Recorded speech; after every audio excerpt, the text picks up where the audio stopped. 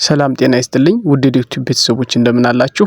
ተከሰከሰች ስለተባለችው ሄሊኮፕተር አንዳንድ መረጃዎችን ይዘንላችኋል። የፋኖ አባሎችስ ምን አሉ? እሱንም በጥንቅራችን አለ። እስከ መጨረሻው አብራችሁን ቆዩ። ሰሞኑን ስርዓቱ የደረሰበትን የፖለቲካ ኪሳራ ለማካካስ በብዙ ቦታ ፕሮፓጋንዳ ለመስራት እየተንቀሳቀሰ እንዳለ ይታወቃል።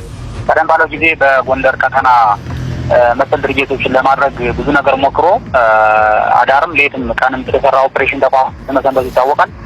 ከዛ የቀጠለ በዛ የተሰራውን የፖለቲካ ኪሳራ ለማካካስ በዛሬው ዕለትም ጎንደር ከተማ በድብቅ ጉብኝት ያደርጉሏል የስርዓቱ የተወሰኑ ከፍተኛ አመራሮች። ይህ መረጃ ቀድሞ ለኛ ደርሶ ነበር። ነገር ግን ከዚህ የተሻለ ሌላ ጥቃት ማድረግ የምንችልበት መረጃ ቀድሞ ደርሶን ስለነበረ ይህን ጉብኝት ዝም ብለን ባላየ ስናልፈው ውለን ነበረ። እንግዲህ እዚህ ጎንደር ከተማ ላይ ጉብኝት ያደርግ ከዋለ በኋላ አመሻሹን ወደ ጎርጎራ ከተማ የሚሄዱበት የራሳቸው ፕሮግራም እንደነበራቸው በውስጥ መረጃ ቀድሞ ደርሶን ነበረ። በዚህ በመረጃው መሰረት ከምሽቱ አንድ ሰዓት ቀደም ብሎ አንድ ሄሊኮፕተር ከአዲስ አበባ ተነስቶ ወደ ጎርጎራ ከመጣ በኋላ የተወሰኑ ተሳፋሪዎችን አራግፎ እንደገና ድጋሚ ተመልሶ የመጣበት ሁኔታ ነበረ። እንግዲህ የመጀመሪያው ሄሊኮፕተር ያው እንደ አብሪ ሊያበሩ የሚችሉ ሰዎችን ቀድሞ ልኮ ይሆናል ብለን በማሰብ የመጀመሪያውን ሄሊኮፕተር አሳለፍ ነው። በድጋሚ ግን በሁለተኛ ደረጃ የመጣው ከፍተኛ ባለስልጣኖችን ይዞ የመጣ ሄሊኮፕተር ሊሆን ይችላል ብለን ስለገመትን እሱ ላይ ያነጣጠረ ጥቃት ፈጽመናል።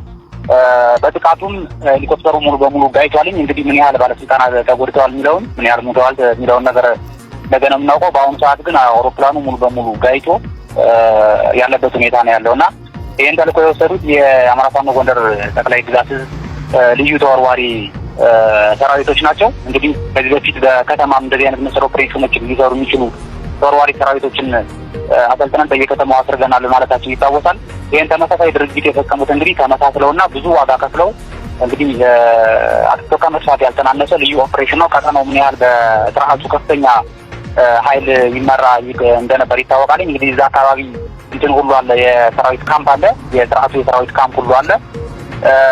ያን ሁሉ ከዛ ሁሉ ተከልለው ከዛ ሁሉ ተቀላቅለው ያን ሁሉ አልፈው እዛ ሁሉ መሰናክል አልፈው የራሳቸውን ለጊዜው መጥቀስ የማንፈልገውን ከሴኩሪቲ አንፃር ማለት ነው መጥቀስ የማንፈልገውን የራሳቸውን ብዙ ጥበብና ዘዴ ተጠቅመው በአርቢጂ ሄሊኮፕተሩን ማጋየትና ብዙ ጊዜው እነማን ናቸው ምን ያህል ይሆናሉ የሚለውን ቁጥሩን የማናውቀውን የስርዓቱ አገልጋዮች ማጋየት ይችላል ይላል።